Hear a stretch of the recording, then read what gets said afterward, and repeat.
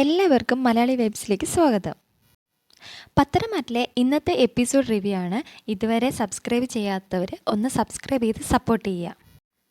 ആദ്യം തന്നെ കാണിക്കുന്നത് മാരാർ അഡ്വക്കേറ്റും ദേവേനയും കൂടെ സംസാരിച്ചുകൊണ്ട് നിൽക്കുന്നതാണ്. എനിക്ക് മറ്റുള്ളവരുടെ മുമ്പിൽ ഞാൻ നയനയോട് ദേഷ്യവും വെറുപ്പൊക്കെ ആണെങ്കിലും എൻ്റെ ഉള്ളിൽ ഇപ്പോൾ ആദർശിനെക്കാട്ടിയും സ്നേഹമാണെന്നൊക്കെ ഇങ്ങനെ ദേവേനി പറയുന്നുണ്ട്. അപ്പോൾ ഇതൊക്കെ മാറി നിന്ന് ഓട്ടോയിലിരുന്ന് നയനെ കാണുന്നുണ്ട് കേട്ടോ. അപ്പോൾ നയനയ്ക്ക് മനസ്സിലാവുന്നുണ്ട് ഈ നന്ദുവിനെ രക്ഷിക്കാൻ വേണ്ടി ആ അഡ്വക്കേറ്റിനെ കണ്ടതും എല്ലാം ദേവയാനിയാണെന്നുള്ള സത്യം ഇപ്പം തന്നെ നയനയ്ക്ക് മനസ്സിലായല്ലോ. അപ്പോൾ ഇതൊക്കെ ഇങ്ങനെ കുറേ നേരം നോക്കി നിന്നിട്ട് നയന തിരിച്ച് ഓട്ടോയിൽ ഓഫീസിലേക്ക് വരുന്നുണ്ട്. അടുത്തായിട്ട് അനന്തപുരിയാണ് കേട്ടോ കാണിക്കുക. അപ്പോൾ അവിടേക്ക് അനാമിക വരുന്നുണ്ട്. അപ്പോൾ ഇത് അനി കാണുന്നുണ്ട് കേട്ടോ. അനിയെ കാണുന്നതും അനാമിക ഒരു ചമ്മലോടെ വരുന്നുണ്ട് കേട്ടോ. വന്നിട്ട് അനി ചോദിക്കുകയാണ്, എത്തിയോ? നന്ദുവിനെ പോയി ജയിലിൽ കണ്ടിട്ടാണോ വരുന്നത്? നീ നന്ദുവിനെ കാക്കിയിടിക്കില്ല എന്നും പറഞ്ഞിട്ട് വെല്ലുവിളിച്ചിട്ടൊക്കെ പോയതല്ലേ, എന്തായി എന്നൊക്കെ ഇങ്ങനെ ചോദിക്കുകയാണ്. അപ്പോൾ അനാമിക്ക് ഇതും കൂടെ കേൾക്കുമ്പോൾ നല്ല ദേഷ്യമാണ്. അപ്പോൾ അനാമിക പറയാണ്, നിനക്ക് സന്തോഷമായല്ലോ എന്ന് പറയാം. അപ്പോൾ അനി പറയാ, എനിക്ക് സന്തോഷമായി, നല്ല സന്തോഷമായി, ഒരു നിരപരാധിയായ കുട്ടി രക്ഷപ്പെട്ടതിൽ നല്ല സന്തോഷമുണ്ട് എന്നൊക്കെ ഇങ്ങനെ പറയണം. അപ്പോൾ അനാമിക പറയാണ്, നിരപരാധിയൊന്നും ആയതുകൊണ്ടൊന്നും അല്ല, ഇവിടെ അനന്തപുരിയിൽ എല്ലാവർക്കും നല്ല സ്വാധീനം ഉണ്ടല്ലോ, പ്രത്യേകിച്ച് മുത്തശ്ശന്, അതുകൊണ്ട് കോടതി വരെ സ്വാധീനിച്ചിട്ടായിരിക്കും അവൾക്ക് ജാമ്യം കിട്ടിയതെന്നൊക്കെ പറയുന്നുണ്ട്. അപ്പോൾ അനി പറയാണ്, അങ്ങനെ ജാമ്യം കിട്ടിയത് മാത്രമല്ലല്ലോ, അവളെ രക്ഷപ്പെടുകയും ചെയ്തില്ലേ, കേസിൽ നിന്ന് ഒഴിവാകുകയും ചെയ്തില്ലേ, അതുപോലെ തന്നെ ആരെയും സ്വാധീനിച്ചിട്ടില്ല, അവളെ കേസ് അവളെ സ്വന്തമായിട്ട് തന്നെയാണ് വാദിച്ചതെന്നൊക്കെ ഇങ്ങനെ അനി പറയുന്നുണ്ട്. അനി പറയുന്ന സമയത്ത് അനാമിക്ക് നല്ല ദേഷ്യത്തിൽ നിൽക്കുകയാണ് കേട്ടോ. ഇനിയിപ്പോൾ അവളെ കള്ളക്കേസിൽ കുടിക്കവരെയൊക്കെ അവൾ അന്വേഷിച്ച് കണ്ടെത്തിയെന്നിരിക്കും. അതുകൊണ്ട് യഥാർത്ഥ പ്രതികളായ നീയും നിൻ്റെ അച്ഛനും അമ്മയൊക്കെ ഒന്ന് സൂക്ഷിച്ചോളാം പറ എന്നൊക്കെ ഇങ്ങനെ അനിങ്ങനെ പറയുന്നുണ്ട് കേട്ടോ. അപ്പോൾ അനാമിക പറയുന്നുണ്ട്, അതുകൊണ്ട് ഞങ്ങൾക്ക് ഒരു പേടിയില്ല. അതുകൊണ്ട് അവൾ നിരപരാധിയാണെങ്കിലും അല്ലെങ്കിലും ആണുങ്ങൾ അദ്ദേഹത്ത് കൈവയ്ക്കുന്ന ഒരു പെൺകുട്ടി അത്ര നല്ല സ്വഭാവമൊന്നും അല്ല എന്നൊക്കെ ഇങ്ങനെ അനാമിക പറയുന്നുണ്ട് കേട്ടോ അനിയോട്. ഈ പറയാണ്, അതിന് നിൻ്റെ ഗുഡ് സർട്ടിഫിക്കറ്റ് ഒന്നും അവൾക്ക് ആവശ്യമില്ല, അവളെ അടുത്തറിയാവുന്ന എല്ലാവർക്കും അറിയാം അവൾ നല്ല പെൺകുട്ടിയാണെന്നൊക്കെ അനി ഇങ്ങനെ പറയുന്നുണ്ട്. അപ്പോഴത്തേക്കും അനാമിക പറയാണ്, ഏറ്റവും കൂടുതൽ അറിയാമെന്നുള്ള നിനക്കായിരിക്കുമല്ലോ. അതെ, എനിക്കായിരിക്കും. എൻ്റെ ബെസ്റ്റ് ഫ്രണ്ട് എന്നുള്ള നിലയിൽ ഏറ്റവും A to Z കാര്യങ്ങൾ അവളെക്കുറിച്ച് മനസ്സിലാക്കിയിട്ടുള്ളത് ഞാൻ തന്നെയാണ് എന്നൊക്കെ ഇങ്ങനെ അനി പറയുന്നുണ്ട്. നിനക്കൊന്നും അവളെ മുന്നിൽ ചെന്ന് നിൽക്കാനുള്ള യോഗ്യത പോലും ഇല്ല, നിനക്കെന്ന് മാത്രമല്ല നിൻ്റെ അച്ഛനും അമ്മയ്ക്കും എന്നൊക്കെ ഇങ്ങനെ പറയുന്നുണ്ട്.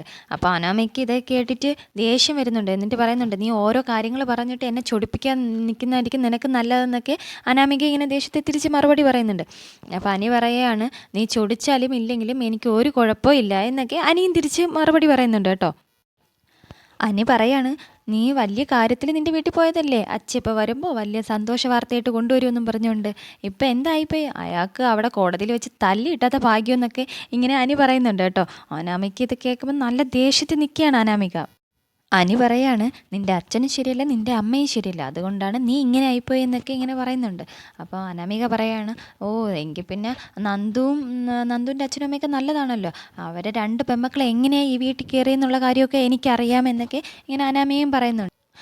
അനി പറയാണ്, അങ്ങനെ കല്യാണം നടന്നതിൽ ഏറ്റവും കൂടുതൽ സന്തോഷിക്കുന്നത് ഞാനാണ്, കാരണം അതുകൊണ്ടാണല്ലോ എനിക്ക് ഇത്രയും നല്ല മനസ്സിനുടമേലെ ഏട്ടത്തെ എനിക്ക് കിട്ടിയത്, പിന്നെ ബെസ്റ്റ് ഫ്രണ്ടായ നന്ദുവിനെ എനിക്ക് അതിലൂടെ കിട്ടിയെന്നൊക്കെ ഇങ്ങനെ അനി പറയുന്നുണ്ട്. പക്ഷേ ഇപ്പോൾ ഞാൻ മാത്രമല്ല സന്തോഷിക്കുന്നത്, ഈ വീട്ടിലുള്ള എല്ലാവരും നയനേട്ടത്തെക്കുറിച്ച് അഭിമാനിക്കുകയും സന്തോഷിക്കുകയും ചെയ്യുന്നുണ്ടെന്നൊക്കെ ഇങ്ങനെ അനി പറയുന്നുണ്ട് കേട്ടോ. എന്നിട്ട് അവിടെ അമ്മായിയമ്മയ്ക്ക് അവളെ ഇഷ്ടമല്ലല്ലോ, വല്യമ്മ എന്നെയല്ലേ സ്നേഹിക്കുന്നത്, അവളെ മുഖം കാണാതിരിക്കാൻ വേണ്ടിയിട്ടല്ലേ അവളെ ഓഫീസിൽ വരെ പറഞ്ഞു വിടുന്നതെന്നൊക്കെ ഇങ്ങനെ അനാമിക പറയുന്നുണ്ട്. അത് വല്യമ്മയുടെ വിവരക്കേട്, എന്നാലും നയനേട്ടത്തി ഓഫീസിൽ പോയതിനു ശേഷം ലക്ഷങ്ങളുടെ ലാഭമാണ് ഉണ്ടാക്കി തന്നിട്ടുള്ളതെന്നൊക്കെ ഇങ്ങനെ അനി പറയുന്നുണ്ട് കേട്ടോ. അതുകൊണ്ട് നയനേട്ടത്തെയും നന്ദുവിനെയും കുറ്റം പറയാതെ അവരെ അനുകരിക്കാൻ നോക്കടി എന്നൊക്കെ അനാമികയോട് ഇങ്ങനെ പറഞ്ഞിട്ട് അനി പുറത്തേക്ക് പോവുകയാണ് കേട്ടോ. അടുത്തായിട്ട് നയനെ ഇരിക്കുന്നതാണ് കേട്ടോ കാണിക്കുന്നത്. അപ്പം നയന ഇരുന്ന് ആലോചിക്കുന്നുണ്ട് കാര്യം. സർജറി കഴിഞ്ഞിട്ട് ഇങ്ങനെ ദേവേനെ വിളിക്കാൻ വന്നല്ലോ തിരിച്ച് അനന്തപുരിയിലേക്ക് കൂട്ടിക്കൊണ്ടുവരണം. അപ്പോൾ അന്ന് പറഞ്ഞ കാര്യങ്ങളൊക്കെ ഇങ്ങനെ ആലോചിക്കുന്നുണ്ട്. പിന്നെ അബി ഒരു പെൺകുട്ടിയെ കൊണ്ടുവന്നിട്ട് ഇപ്പോൾ ദേവേനെ കണ്ടുപിടിച്ചല്ലോ ഇതല്ല കരൾ തന്നേന്നുള്ള പെൺകുട്ടി ഇതല്ല എന്നുള്ളതൊക്കെ ഇങ്ങനെ കണ്ടുപിടിച്ചല്ലോ. അപ്പം അതെങ്ങനെ അമ്മ കൃത്യമായിട്ട് കണ്ടുപിടിച്ചു എന്നുള്ളതൊക്കെ ഇങ്ങനെ നയന ആലോചിക്കുകയാണ്. പിന്നെ അമ്മ അതിനെക്കുറിച്ച് കരൾ തന്ന ആരാണെന്നുള്ള ആ അന്വേഷണവും നിർത്തിയിരിക്കുകയാണ്. അപ്പം ഞാനാണ് കരൾ തന്നതെന്ന് അമ്മ തിരിച്ചറിഞ്ഞോ എന്നൊക്കെ ഇങ്ങനെ നയന ഓരോ സന്ദർഭങ്ങളായിട്ടിരുന്ന് ഇങ്ങനെ ആലോചിക്കുന്നുണ്ട് കേട്ടോ. അപ്പോൾ നയന പറയുന്നുണ്ട്, മനസ്സിൽ വിചാരിക്കുകയാണ് ഇനി അത് തെളിവ് സഹിതം അത് പുറത്ത് കൊണ്ടുവരണമെന്നൊക്കെ ഇങ്ങനെ നയന ആലോചിക്കുന്നുണ്ട്. അടുത്തായിട്ട് ദേവേനി ഓഫീസിൽ വരുന്നുണ്ട് കേട്ടോ തിരിച്ച്. എന്നിട്ട് ആദർശിനെ വന്ന് കാണുന്നുണ്ട്. അപ്പോൾ അപ്പം ചോദിക്കുന്നുണ്ട്, ആദർശ് ചോദിക്കുന്നുണ്ട് എന്താ അമ്മേ ഇവിടെ എന്നൊക്കെ. അപ്പോൾ ദേവേനി പറയണ ഒരു മിന്നൽ പരിശോധന പോലെ വന്നതാണ്, എങ്ങനെയൊക്കെ ഉണ്ടെന്നൊക്കെ അറിയണ്ടേ എന്നൊക്കെ ഇങ്ങനെ പറയുന്നുണ്ട് കേട്ടോ. ദേവേനി പറയാണ്, നീ ഇവിടെ ഒരാളെ അപ്പോയിൻമെൻറ്റ് ചെയ്തിട്ടില്ലേ, അവൾ നേരെ ചൊവ്വയാണോ പോകുന്നതെന്നൊക്കെ എനിക്കറിയണ്ടേ. ഇപ്പം പിന്നെ അവൾ വളരെ സന്തോഷത്തിലായിരിക്കുമല്ലോ, നന്ദു കേസിൽ നിന്നൊക്കെ രക്ഷപ്പെട്ടല്ലോ എന്നൊക്കെ ഇങ്ങനെ ദേവേനി പറയാണ്. അവൾ വന്നതിന് ശേഷം ഈ കമ്പനി ഒന്ന് ഉണർന്നിട്ടുണ്ടമ്മേ. അതുപോലെ തന്നെ വളരെയധികം നേട്ടവും കിട്ടിയിട്ടുണ്ട്. പിന്നെ ഈ നന്ദുവിൻ്റെ കേസിൽ ഞങ്ങൾക്കൊക്കെ വളരെ സന്തോഷമാണ്. എനിക്കും അവളുടെ വീട്ടുകാർക്കും എല്ലാവർക്കും നല്ല സന്തോഷത്തിലാണെന്നൊക്കെ ആദർശം മറുപടി പറയുന്നുണ്ട്. അവൾക്കിവിടെ പ്രത്യേകം ക്യാബിനൊക്കെ ഉണ്ടല്ലേ എന്നിങ്ങനെ ദേവേനി ചോദിക്കുകയാണ്. അപ്പോൾ ആദർശ് പറയുന്നുണ്ട്, അവൾ ഇവിടുത്തെ ചീഫ് ഡിസൈനർ അല്ലേ അമ്മേ, അതുകൊണ്ട് അങ്ങനെ വേണ്ടേ എന്നൊക്കെ ഇങ്ങനെ ആദർശ് പറയുന്നുണ്ട്. അവളുടെ ക്യാബിനിലേക്ക് വരുന്നുണ്ടോ എന്നൊക്കെ ഇങ്ങനെ ആദർശം ചോദിക്കുന്നുണ്ട് കേട്ടോ. എനിക്ക് അവിടെ ക്യാബിനിൽ പോകേണ്ട ആവശ്യമൊന്നുമില്ല. പിന്നെ സത്യം പറഞ്ഞാൽ ഞാനൊരു ഫ്രണ്ടിനെ കാണാൻ വേണ്ടിയിട്ട് വന്നതാണ്. അപ്പോൾ ഇവിടെ ഓഫീസിൽ വന്ന് ഇവിടുത്തെ സ്റ്റാഫിനെയൊക്കെ ഒന്ന് കണ്ടിട്ട് പോന്നു വെച്ചാൽ ഒരുപാട് നാളായില്ലേ ഞാൻ ഇങ്ങോട്ടൊക്കെ വന്നിട്ടെന്നൊക്കെ ഇങ്ങനെ ദേവേനി പറയുന്നുണ്ട് കേട്ടോ. അപ്പോൾ ആദർശ് ചിരിച്ചിട്ട് ശരി അമ്മേ എന്നുള്ള രീതിയിൽ നിൽക്കുന്നുണ്ട്. എന്തായാലും ഞാൻ ഇവിടുത്തെ സ്റ്റാഫിനെ എല്ലാവരെയും ഒന്ന് കാണട്ടെ എന്ന് പറഞ്ഞിട്ട് ദേവേനി അങ്ങ് പോകുന്നുണ്ട് കേട്ടോ. നന്ദുവിനെയാണ് കേട്ടോ കാണിക്കുന്നത്. നന്ദുവിൻ്റെ ഫ്രണ്ട്സും കൂടെ രാത്രി ആയപ്പോഴേക്കും അനാമികയുടെ വീട്ടിലെത്തിയിട്ടുണ്ട്. കാര്യം അവിടെ അച്ഛനും അമ്മയ്ക്കും ഒരു പണി കൊടുക്കണമെന്ന് അവർ നേരത്തെ പ്ലാൻ ചെയ്തിട്ടുണ്ടായിരുന്നല്ലോ. അങ്ങനെ അവരെല്ലാവരും കൂടെ മതിലൊക്കെ ചാടിക്കടന്ന് ഗേറ്റൊക്കെ ചാടിക്കടന്നിട്ട് അടുക്കള വാതിൽ കുത്തി തുറന്ന് അകത്ത് കയറുന്നുണ്ട് കേട്ടോ. ഈ സമയം വേണുവും രേവതിയും നല്ല ഉറക്കത്തിലായിരിക്കും. അപ്പോഴത്തേക്കും ഇവർ റൂമൊക്കെ കുറ്റിയിട്ടിട്ടല്ലേ കിടന്നുറങ്ങുന്നത്. അടുക്കളയിൽ അവർ പാത്രം തറയിൽ വീഴുന്ന ഒരു സൗണ്ടൊക്കെ കേട്ടിട്ട് രേവതി ഉണരുന്നുണ്ട് കേട്ടോ. അപ്പം ഇവരെ ഉണർത്താൻ വേണ്ടിയിട്ട് നന്ദു തന്നെ അങ്ങനെ ചെയ്തതാണ്. അപ്പോൾ ഇവർ രേവതി എണീറ്റിട്ട് പറയുന്നുണ്ട്, എന്തോ സൗണ്ട് കേൾക്കുന്നുണ്ട്, വേണുട്ട എണീക്കുന്നൊക്കെ പറഞ്ഞിട്ട് വേണുവിനെയൊക്കെ വിളിച്ചുണർത്തുന്നുണ്ട്. അപ്പോൾ വേണു പറയണം, ഞാനൊന്നും കേട്ടില്ല, നീ സ്വപ്നം കണ്ടതായിരിക്കും എന്നൊക്കെ വേണു പറയുന്നുണ്ട്. അപ്പോൾ പിന്നെയും പാത്രത്തിൻ്റെ സൗണ്ടൊക്കെ കേൾക്കുന്നുണ്ട്. അങ്ങനെ അവർ രണ്ടുപേരും കൂടെ പുറത്ത് ഇറങ്ങുന്നുണ്ട് കേട്ടോ. ഇറങ്ങുന്ന സമയത്തേക്കും നന്ദുവിൻ്റെ ഫ്രണ്ട്സും കൂടെ അവരെ അടിച്ച് ചമ്മന്തിയാക്കുന്നുണ്ട് കേട്ടോ. ഇടിയൊക്കെ കൊടുത്തതിന് ശേഷം നന്ദു പറയുന്നുണ്ട്, നീ ഞങ്ങൾ ആരാണെന്ന് മനസ്സിലാവാതിരിക്കണ്ട, ഞാനാണ് എന്നൊക്കെ പറഞ്ഞിട്ട് നന്ദു ഇങ്ങനെ ഫേസൊക്കെ കാണിക്കുന്നുണ്ട്. ഞാൻ ചെയ്യാത്ത തെറ്റിന് എന്നെ കള്ളക്കേസിൽ കുടുക്കിയതല്ലേ, ഇപ്പോൾ ചെയ്ത കേസിന് തന്നെ നിങ്ങൾ പോയി കേസ് കൊടുക്കുക എന്നൊക്കെ ഇങ്ങനെ പറയുന്നുണ്ട്. എന്നിട്ട് പറയുന്നുണ്ട്, അവരെ നല്ല രീതിയിൽ അടിച്ചിട്ടുണ്ട് കേട്ടോ, അടിച്ച് ചമ്മന്തിയാക്കിയിട്ടുണ്ട്, എണീക്കാൻ പോലും വയ്യാത്ത അവസ്ഥയായി. അതിനുശേഷം പറയുന്നുണ്ട്, നിങ്ങൾ കേസ് കൊടുക്കുകയാണെങ്കിൽ മറ്റേ പാലിൽ വിഷം കലർത്തിയ കാര്യങ്ങളും പിന്നെ ബാക്കിയുള്ള സർവ്വ കാര്യങ്ങളും ഞാനും പറയുന്നുണ്ട്. നിങ്ങൾ മാത്രമല്ല, നിങ്ങളെ മോളും പോലീസ് സ്റ്റേഷനിൽ കയറും അല്ലേ എന്നൊക്കെ ഇങ്ങനെ അവളും പറഞ്ഞിട്ട് അവർ അവിടുന്ന് പോകുന്നുണ്ട് കേട്ടോ. നന്ദു അവിടുന്ന് പോകുന്നുണ്ട്. ഈ സമയം അവർ രണ്ടുപേരും കൂടെ എണീക്കാൻ വയ്യാതെ അവിടെ സ്റ്റെപ്പിൽ തന്നെ ഇരിക്കുന്നുണ്ട് കേട്ടോ. ആയിട്ട് നന്ദുവിൻ്റെ വീടാണ് കേട്ടോ കാണിക്കുന്നത്. അപ്പം ഗോവിന്ദനും കനകയും ഇങ്ങനെ ടെൻഷൻ അടിച്ചിരിക്കുന്നത്, എവിടെ പോയതാ എന്നൊക്കെ ഇങ്ങനെ രീതിയിൽ ഇങ്ങനെ ടെൻഷൻ അടിച്ചിരിക്കുന്നുണ്ട് കേട്ടോ. അപ്പോഴത്തേക്കും നന്ദു വരുന്നുണ്ട്. അപ്പോൾ നന്ദു വരുമ്പോഴത്തേക്കും ഗോവിന്ദൻ നീ എവിടെ പോയതാന്നൊക്കെ ഇങ്ങനെ ചോദിക്കുന്നുണ്ട്. അപ്പോഴത്തേക്കും നന്ദു പറയുന്നുണ്ട്, എന്നെ ചിലരെ കള്ളക്കേസിൽ കുടുക്കിയില്ലേ, അവരെ തന്നെ കാണാൻ വേണ്ടി തന്നെ ഞാൻ പോയതാ എന്നൊക്കെ നന്ദു ഇങ്ങനെ പറയുന്നുണ്ട്. അപ്പോഴത്തേക്കും കനക ചോദിക്കുന്നുണ്ട്, നീ അനാമികയുടെ വീട്ടിലാണോ പോയതെന്നൊക്കെ. അപ്പോൾ അതെ, ഞാൻ അനാമികയുടെ വീട്ടിൽ തന്നെയാണ് പോയത്, ഞാനും എൻ്റെ ഫ്രണ്ട്സും കൂടെ കാണേണ്ട രീതിയിൽ അവിടെ പോയി കണ്ടിട്ടാണ് വരുന്നതെന്നൊക്കെ ഇങ്ങനെ പറയുന്നുണ്ട്. അപ്പോൾ കനക പറയുന്നുണ്ട്, ഈശ്വര ഇനി എന്താവോ എന്തോ, ഇനിയിപ്പോൾ കേസാവൂലേ എന്നൊക്കെ ഇങ്ങനെ കനകയും പറയുന്നുണ്ട് കേട്ടോ. അപ്പോൾ ഗോവിന്ദൻ ചോദിക്കുന്നുണ്ട്, നിനക്ക് ട്രെയിനിങ് ക്യാമ്പിലൊന്നും പോകണ്ടേ, ഇനിയിപ്പോൾ കേസൊക്കെ ആവണമെന്നെങ്കിൽ എങ്ങനെയാണ് പോവുക എന്നൊക്കെ പറയുന്നുണ്ട് കേട്ടോ. ഗോവിന്ദനും പറയുന്നുണ്ട്. അപ്പോൾ നന്ദു പറയുകയാണ്, കേസാവണമെങ്കിൽ കേസാവട്ടെ, അല്ലെങ്കിൽ എനിക്ക് ജോലി കിട്ടിയില്ലെങ്കിലും കുഴപ്പമില്ല, പക്ഷെ ഞാനിത് ചെയ്തത് തന്നെയാണെന്നൊക്കെ നന്ദു പറയുന്നുണ്ട്. കാര്യം നന്ദുവിന് അത്രയും ഇങ്ങനെ പോലീസ് സ്റ്റേഷനിലേക്ക് കയറിയതും ഒരു ദിവസം ഇരുന്നതൊക്കെ ഇങ്ങനെ നന്ദു പറയുന്നുണ്ട്. അത്രയ്ക്ക് എനിക്ക് വിഷമമുണ്ടെന്നുള്ള കാര്യമൊക്കെ ഇങ്ങനെ നന്ദു പറയുന്നുണ്ട് കേട്ടോ. നന്ദു അകത്തേക്ക് കയറി പോകുന്നുണ്ട് കേട്ടോ.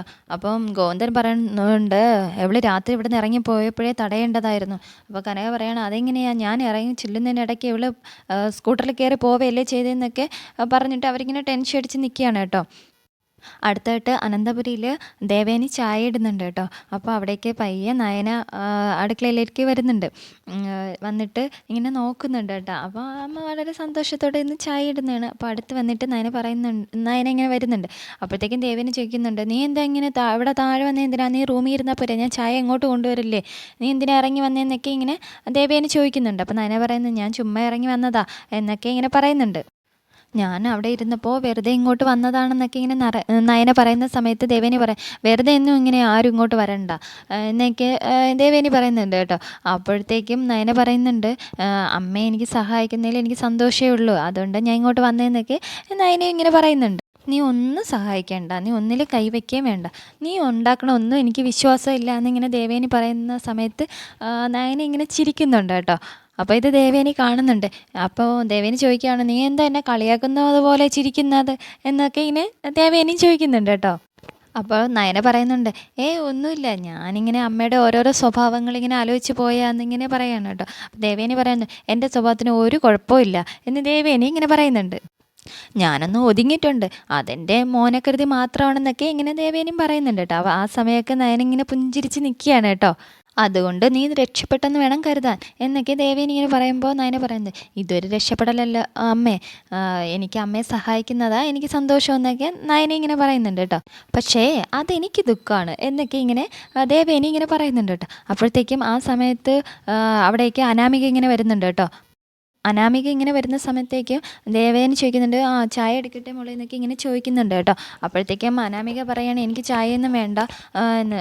അപ്പം അനാമിക ഇങ്ങനെ ദേഷ്യപ്പെട്ട് ഇങ്ങനെ പറയുന്നുണ്ട്, എന്ത് പറ്റി മോളെ എന്നൊക്കെ ഇങ്ങനെ ദേവേനി ചോദിക്കുന്നുണ്ട് കേട്ടോ. അപ്പോൾ പറയുന്നുണ്ട്, ഇന്നലെ എൻ്റെ അച്ഛനെയും അമ്മയും ആരോ വീട്ടിൽ കയറി തല്ലി എന്നൊക്കെ ഇങ്ങനെ പറയുന്നുണ്ട് കേട്ടോ. അതാരാണെന്നൊക്കെ ഇവർക്കറിയാമെന്ന് ഇങ്ങനെ നയനെ നോക്കിയിട്ട് ഇങ്ങനെ പറയണം കേട്ടോ. അപ്പോൾ നയന പറയുന്നുണ്ട്, അതിന് എന്നെ പറയാൻ ഞാനെങ്ങനെ അറിയാനാ എന്നൊക്കെ, എൻ്റെ അച്ഛനും അമ്മയ്ക്കും തല്ല് കൊണ്ടിട്ടുണ്ടെങ്കിൽ അത് തല്ലിയത് എന്തായാലും നന്ദു ആയിരിക്കും, നന്ദുവിൻ്റെ ഫ്രണ്ട്സും ആയിരിക്കും എന്നൊക്കെ ഇങ്ങനെ അനാമിക പറയുന്നുണ്ട് കേട്ടോ. അപ്പം നയന പറയുന്നുണ്ട്, നീ അറിയാത്തയും ചെയ്യാത്ത കാര്യങ്ങളെക്കുറിച്ച് പറയരുത്, അല്ലെങ്കിൽ തന്നെ അവിടെ കള്ളക്കേസിൽ കുടുക്കിയിട്ട് നിൽക്കുന്നുണ്ട്, അതുകൊണ്ട് നിനക്ക് അങ്ങനെ വല്ല പ്രശ്നമുണ്ടെങ്കിൽ നീ കൊണ്ട് കേസ് കൊടുക്കുക, എന്നിട്ട് തെളിയിക്കുക എന്നൊക്കെ ഇങ്ങനെ നയന പറയുന്നുണ്ട്. അപ്പോഴത്തേക്കും അനാമിക പറയണ, അത് കേസ് കൊടുക്കണോ വേണ്ടി എന്നൊക്കെ ഞാൻ തീരുമാനിച്ചോളാം എന്നൊക്കെ പറഞ്ഞിട്ട് ഇങ്ങനെ അനാമിക പറയുന്നുണ്ട്. എന്നിട്ട് അനാമിക പറയുന്നുണ്ട്, വല്യമ്മ ഞാൻ എന്തായാലും വീട്ടിലോട്ട് പോവുകയാണ് അച്ഛനമ്മയും കാണാനെന്നൊക്കെ പറഞ്ഞിട്ട് അനാമിക അങ്ങ് പോകുന്നുണ്ട് കേട്ടോ. അപ്പോഴത്തേക്കും ഇങ്ങനെ നയന ഇങ്ങനെ ആലോചിച്ചിട്ട് നിൽക്കുന്നുണ്ട്, ആരാ തല്ലിയെന്നുള്ള രീതിയിൽ നയന ഇങ്ങനെ ആലോചിച്ചുകൊണ്ട് നിൽക്കുന്നുണ്ട്. അപ്പോഴത്തേക്കും ദേവേനി ഇങ്ങനെ ആലോചിച്ചുകൊണ്ട് നിൽക്കുകയാണ് കേട്ടോ. ഇനി ആരാണ് നന്ദു ആണോ തല്ലിയെന്നുള്ള രീതിയിൽ ദേവേനി ഇങ്ങനെ ആലോചിച്ചുകൊണ്ട് നിൽക്കുകയാണ്. അതോടെ ഇന്നത്തെ എപ്പിസോഡ് അവസാനിക്കുകയാണ്. Thank you for watching.